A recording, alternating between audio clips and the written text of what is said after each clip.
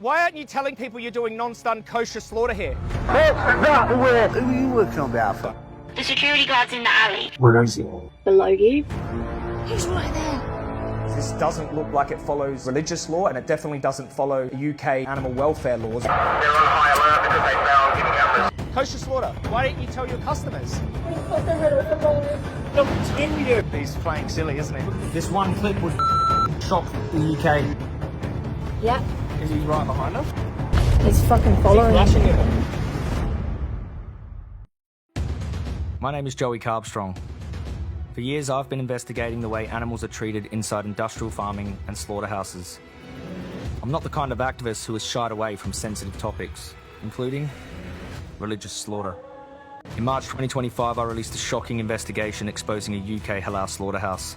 Police are investigating claims of animal abuse. It might apparently be quite distressing. The response was huge, generating both widespread support, but at the same time, sparking debate. We considered e-petition related to a ban on non-stun slaughter, and that this petition has engaged a very large number of people. But one question kept appearing again and again. What about kosher? Have you looked into kosher slaughter? With halal, it was relatively easy to trace the supply chain. Abattoirs would openly advertise that they conduct halal slaughter, and kosher bird facilities were pretty out in the open as well. But when it came to cows and sheep, I just kept hitting dead ends. We're just wondering where the locations are for kosher slaughterhouses in the UK. We're talking about a large number of animals being slaughtered in this method in this country. No, there's nothing on the actual facilities that conduct kosher slaughter. This is really difficult. Kosher cow and sheep slaughterhouses were nowhere to be found. They seem to be hidden. But where? And more importantly, why? But first, what exactly is kosher slaughter? From what I understand, the kosher slaughter method for meat, known as shakita, is built on a principle to treat the animal with respect, even in death, to ensure only meat deemed free from disqualifying defects is suitable, and to maintain the religious integrity of the process throughout. Generally, kosher beef is sold from the front half of the cow. This avoids the forbidden sciatic nerve in the hind, which is a tedious and costly process to remove. The animal must also be healthy and uninjured at the point of death, meaning any prior stunning is also forbidden. Non-stun slaughter is usually illegal in the UK, but a religious exemption means the practice is allowed. Furthermore, the killing must be done by a certified shoket, authorised by a recognised rabbinical authority. Cows are restrained in specialised equipment, holding the body still and upright. It is claimed this is designed to minimise unwanted complications. And then the cut must be made without interruption in a continuous movement using a handheld knife. But this just raises questions. Is there really a respect for life? If only half of the cow was deemed kosher, where does the rest end up? And most importantly, what are the animals going through to meet this demand? Then it hit me. Wherever kosher slaughter was happening, this machinery would be there too. And that was something I could find. So I reached out to my eyes and ears inside facilities across the country and started building a list of potential locations. Now, it was up to us to work our way through them one by one. Fucking scary man in there. all clear, all clear. If I get killed, make sure that you make a Facebook post for me.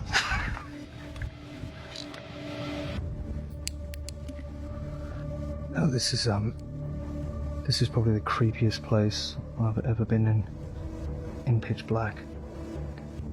Knives, saws.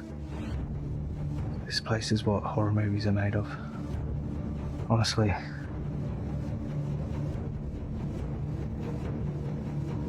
Yeah, I'm lost. After weeks of searching, I finally got my first glimpse of kosher machinery. Holy fuck.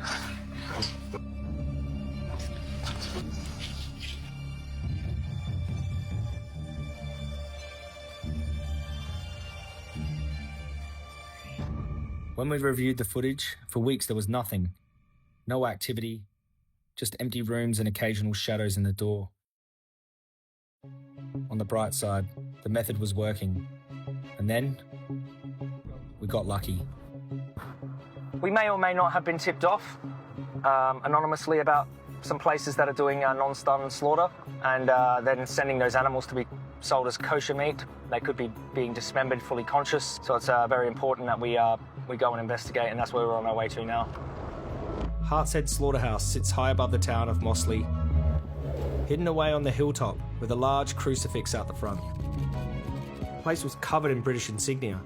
Nothing about it indicated kosher slaughter, which was the first thing that confused me. The tip-off was credible, but something doesn't add up. Especially from up here, it feels less like a slaughterhouse and more like a fortress. Tactical vantage points, cameras covering every corner, and security guards on regular patrol. What were they guarding so heavily? But other than that, the plan was simple. Enter through the opening, reach the kill floor, place cameras. But in this game, things rarely go to plan. Right, boys. First, we made our way up the valley. Then we had to squeeze through the car park and the farmer's house on the right. The problem with that is, being up on the hill left us completely exposed. Get down. But once we made it undetected, the next part of the mission begun. But we have to stay low, because they're just there. The workers are just there cleaning, which will make it even harder to continue without being seen. Security guards there. He's looking around the fence. Workers are arriving for their morning shifts. We're completely exposed. And the service ladder down to the slaughterhouse is just there, but it's too risky right now. It's pretty low to the ground here. Someone walking out that door can see us. Watch my back. We couldn't get inside, so we tried the next best thing. I've just set one camera up successfully. Staff were arriving everywhere for their morning shift. There's too many people, see? Come this way. Any longer and we're asking to get busted. Stay together, bro.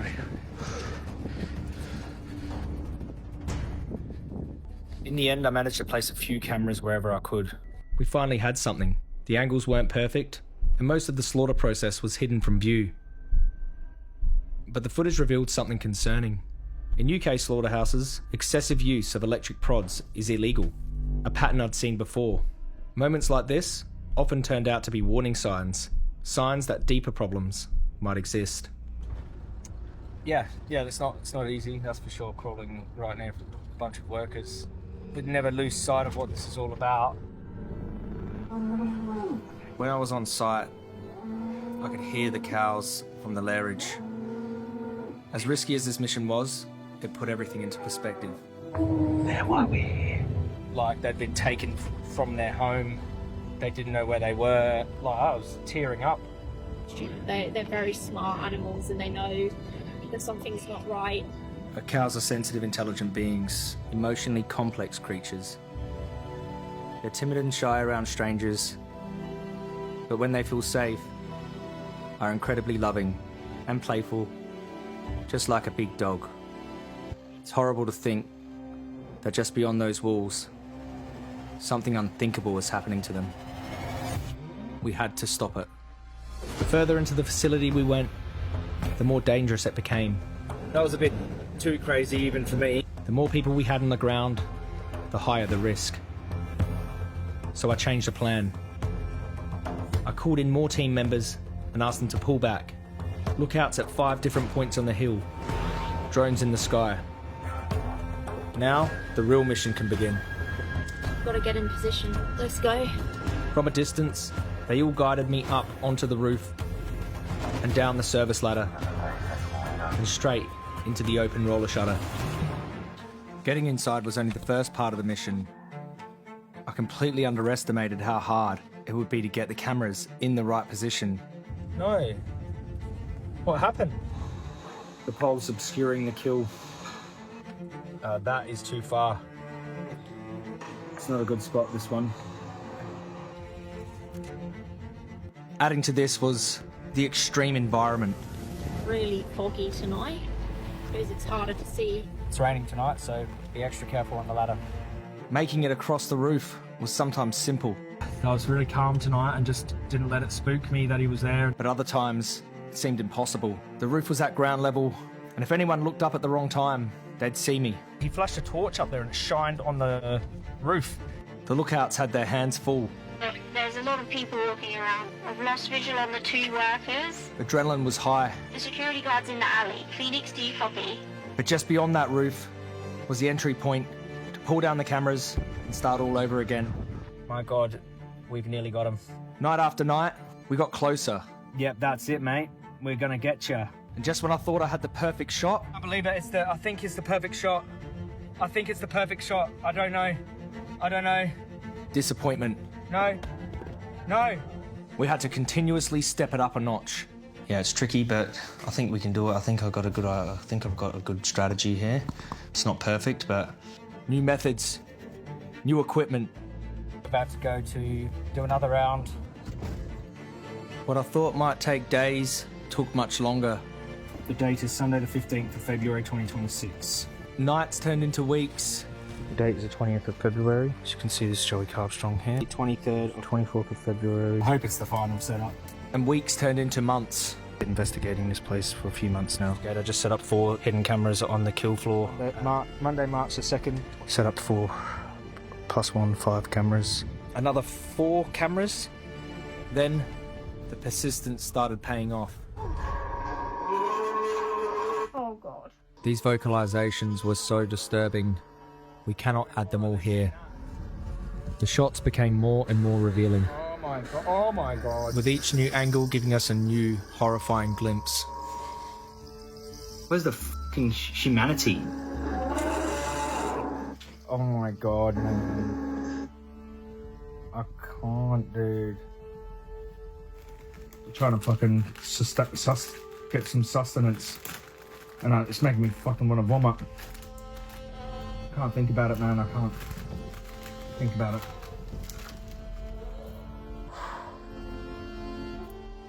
This is going to be a f***ed up expose when we're done. And that's what kept us motivated to keep going. It's not fair. That's alright. You want to do this you're going to be fucking exposed to the world. Now I could see the workers walking around. Something else didn't add up. Not only was there kosher slaughter happening here, but also halal and standard British slaughter, all under the same roof. This isn't what I was expecting. The facility's website doesn't even mention kosher or halal services. It's all very secretive. Could this explain why the place is so heavily guarded? This is what I think's going on. From what I can tell, this is not a kosher facility at all. It's a host. The abattoir provides the space for certified kosher teams who work together with Heart's staff. It's a business model I've never seen before. But to allow this, Heart's has to be financially incentivized in a big way. But how? I just keep coming back to the same thing. In kosher slaughter, we know much of the animal is rejected. So the question becomes, where is all that excess kosher meat going? And if it's going where I think it is, this could be a much bigger scandal that could anger the entire country. To be honest, that scream has been haunting me.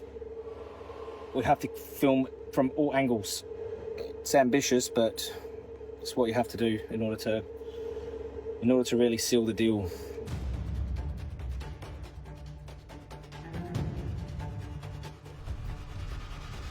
Couldn't let them get away with this. Cliff, talk to me. Just be careful, someone is in the alley. I care more about the screams of those animals than I give a f*** about any personal sacrifice I have to make. Okay, there's 2 people in the alley. Be very quiet. I'm going to push the envelope a little bit more. We had so many close calls. This is how close they are to me when I'm setting the camera up. Holy shit. He's right there. Rushes of adrenaline. Phoenix, do you copy me yet? Phoenix, we're not in communication. It's good exercise. Exercise the bravery muscle. He's not inside, he's inside. Jesus. There's a lot of people in the car park. Can you check the road? I'm coming out. Oh, it went really bad today. The highs of elation. Successful for now.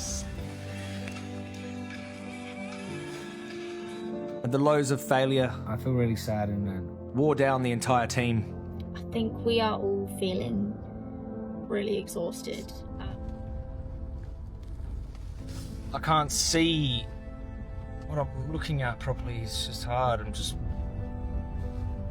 get it right, then I get it wrong, then I get it right, then the battery fucks up, then a fucking camera fucks up. But, you know, it's almost like we're on a higher than now. It's like back, it's just like becoming difficult again. But we had to pick ourselves up, brush ourselves off. We live to tell the tale. And do it all over again. Where is it? Below you.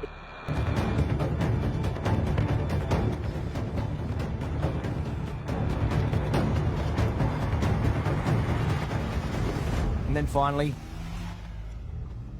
we did it. We finally nailed every angle. The main thing is persistence pays off. We knew it was going to be bad, Yeah, it recorded, but we didn't expect it to be this bad. and it's a very, very good shot. At the start of the day, the cows are forced down a race. The cows are extremely fearful at this point. The pointed goad is always illegal. An electric goad can be used sparingly He's doing it in the cow's ass. He's not allowed to do that in sensitive areas. and not with repeated use. Every cow, excessive use. This failed on all those criteria. On the other side, dead bodies and blood are in full view of the cows. Contributing to their intense fear response. Bellowing, resisting, trying to escape.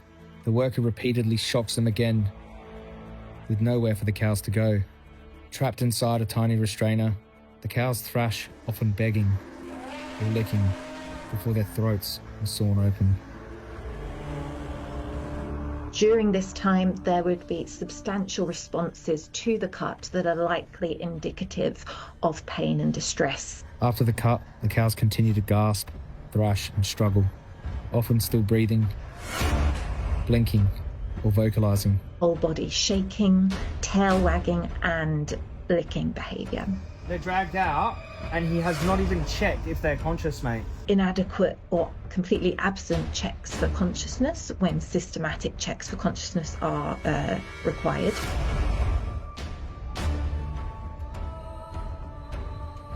If the few extra legal safeguards put in place with religious slaughter are ignored, the risk of consciousness once hoisted becomes higher.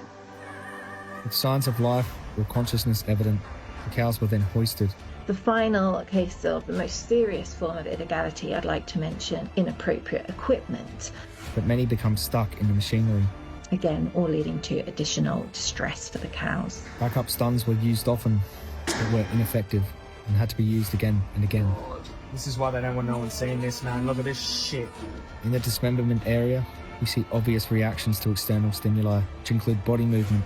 And this was indicated by head lift, continued bleeding. This, alongside the absent or inadequate checks, all point to the animals being dismembered whilst alive or likely still conscious. Moreover, there were cases of neglect, merely scrolling on their phone rather than looking for signs of consciousness in the cows. This one clip would shock the UK.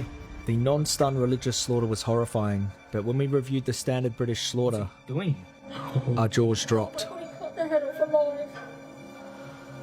He cut their head off in the knockbox. They were still alive. Our cameras revealed that the same horrific cruelty was not isolated, This is standard slaughter as well with a stun gun. But systemic, no matter the method, and all happening under the same roof. And this guy's come pick it up, throw it on the floor, kicking it on the floor. No respect. In all types of slaughter, animals are at risk of regaining consciousness once they are hoisted and start to be cut up. And it wasn't just the criminal cruelty that was deeply concerning, but just as morally reprehensible was the extreme suffering that these animals were subjected to that didn't break any UK laws at all. When I care for animals, I have the most stringent set of rules to abide by. There are inspections, paperwork, codes of practice, all to make sure they're treated with dignity. UK welfare laws, as weak as they are supposed to minimise suffering. But with the lack of government enforcement, coupled with high throughput slaughterhouses to meet demand, horrific welfare crimes are inevitable. And then there's the labelling laws, or lack thereof. An individual concerned about animal welfare would want to know if an animal has been stunned prior to slaughter. And currently, consumers do not have that information. There's no mandatory requirement to label the slaughter method, something we campaign for pigs, the majority of whom are non-stun slaughtered in gas chambers, with nothing on the meat label to warn consumers. Witnessing religious and British slaughter all under one roof makes me even more convinced that the concerns about unlabelled kosher or halal meat ending up in supermarkets was more than just fear-mongering. I mean, why wouldn't this be happening when there's no UK labelling laws to compel them not to? After reviewing the footage, there was only one thing left to do. For the last week, I left multiple cameras recording. I needed to go back and get them so we had as much evidence as possible. But when we arrived, something just wasn't right. Oh my god. Okay, got the cameras. Oh shit. They're on high alert because they found hidden cameras. There's bot lighting. Standing on the field. Oh my god, there he is in the field. People heading to the truck. Oh shit, a car's coming down here. Bobby, Bobby. Shit. Oh shit.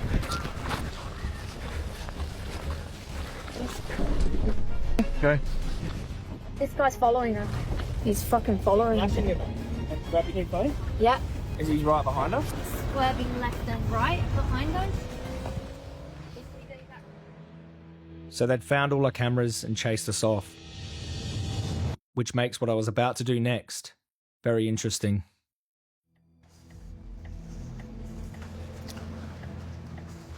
It's that one there, isn't it? Yeah. Yeah. Buddy, I think you should call the owner of the facility. I've got to speak to him about serious allegations. Okay, what can you just wait over there?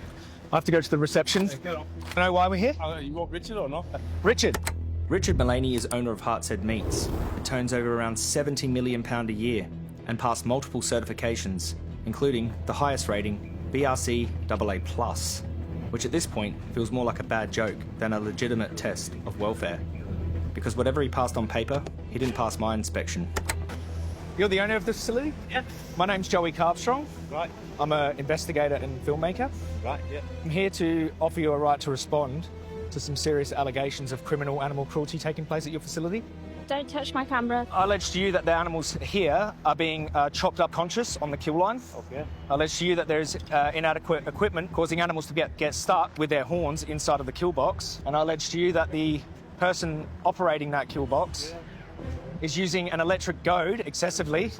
Obviously, this is coming out in a very big way, and you're in very serious trouble here. This is a criminal organisation here, and you're the owner. Are you going to respond to the allegations?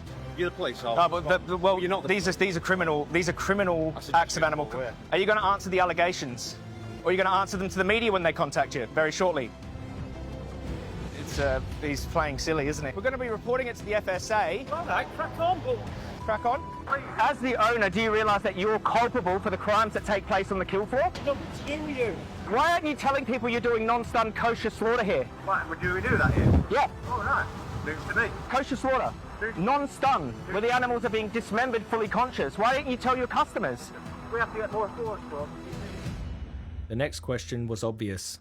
Do their distributors know about this? And what would they do about it? Go to Burt Whistles and see what they know.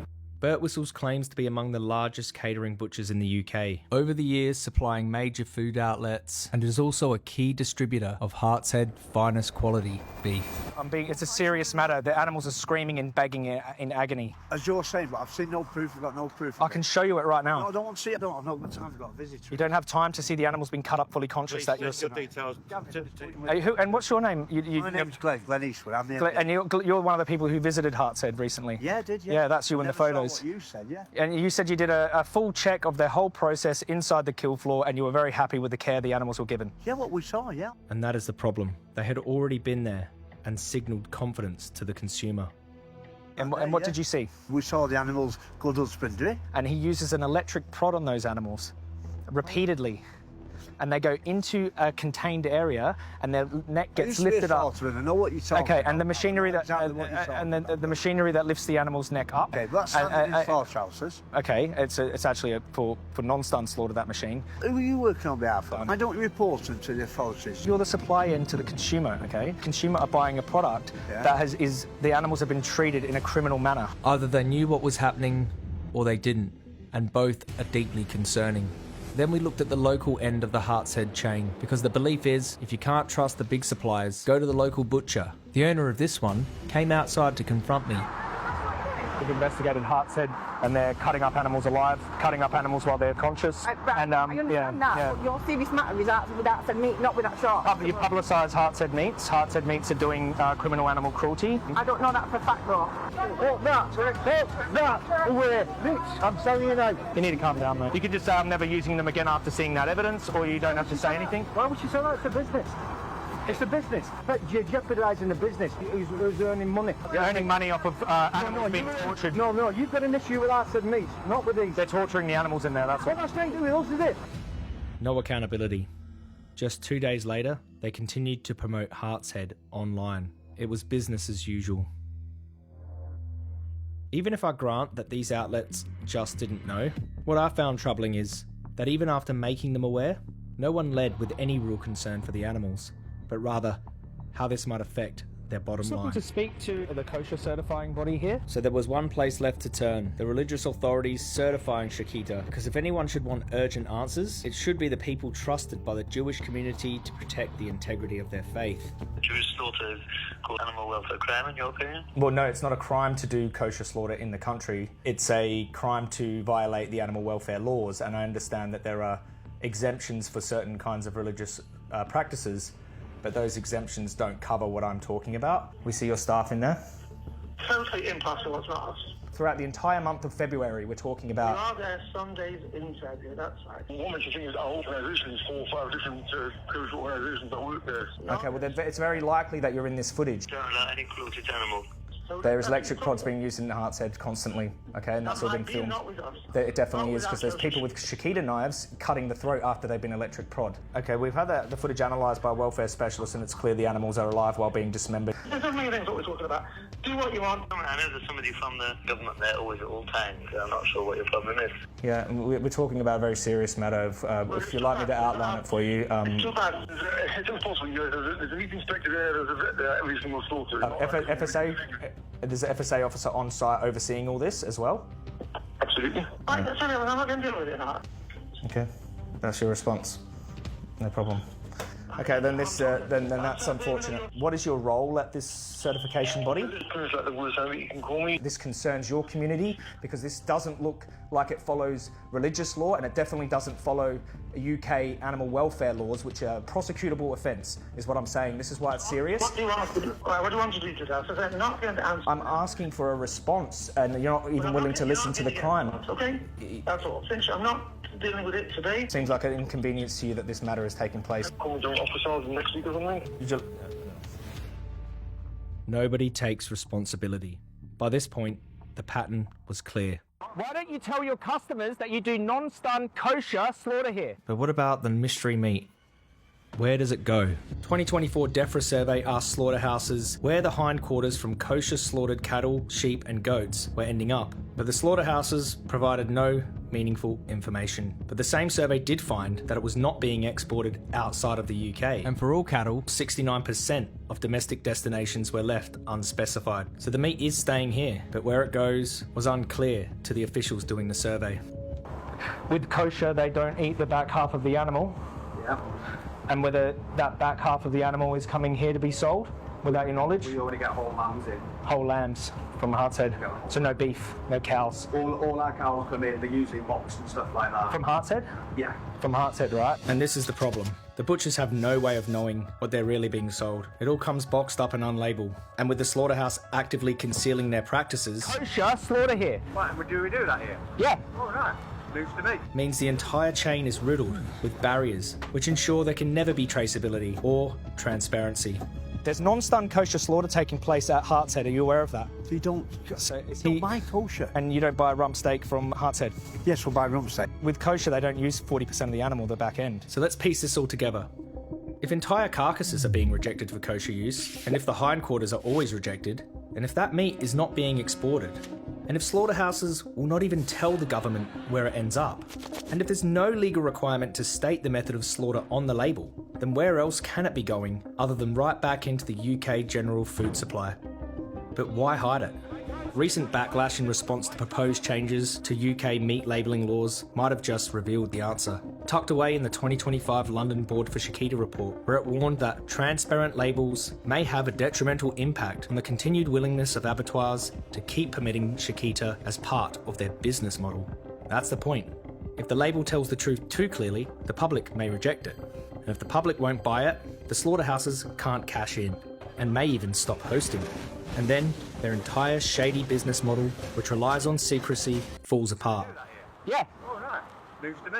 The entire system is a setup that financially benefits the animal torturers, all while leaving you, the consumer, completely in the dark. But this scandal goes even deeper than that. Countless investigations prove this problem is widespread across the entire sector. Humane labels distort our perception as unthinkable horrors take place, all whilst government officials look the other way. The meat, dairy and egg industries masquerade as law-abiding custodians of animals.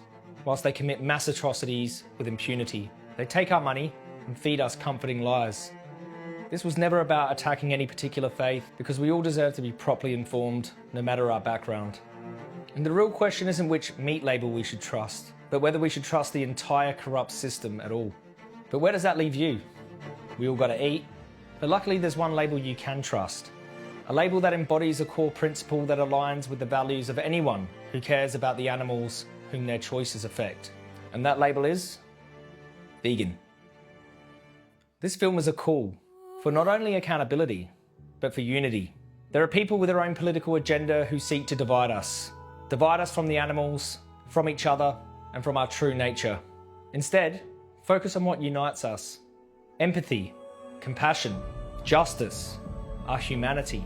In times where division is weaponized, we must all rise above, and instead of pointing fingers at each other, stand together against the callous, money-hungry, bloodthirsty deceivers who have treated us all like fools for far too long. Wherever animals are commodified, you can be sure horrors are taking place. And for those of you who are still not convinced, then how many more investigations will it take before you say enough is enough?